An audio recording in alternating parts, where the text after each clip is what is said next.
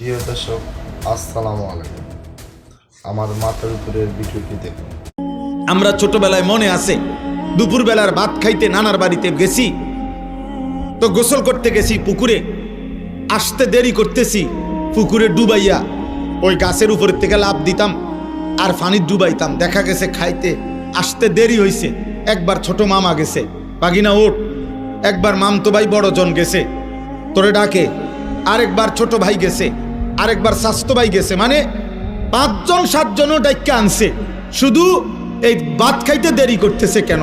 তো ঘরে আসছে, বলছে ধমক দিছে, দুষ্ট হয়ে গেছ, এতক্ষণ মানুষে পানি ডুবাইনি। এই ছিল আমাদের দুষ্টামি। কিন্তু ডাকছে কমপক্ষে 5 জন, বাকছে কয় 6 জন। কিন্তু আজ কিসের মামা কিসের চাচা, কারো হাতে। আমার এক ভদ্রলোক বলতেছে, হুজুর এমনও দিন যায়, মাস যায়।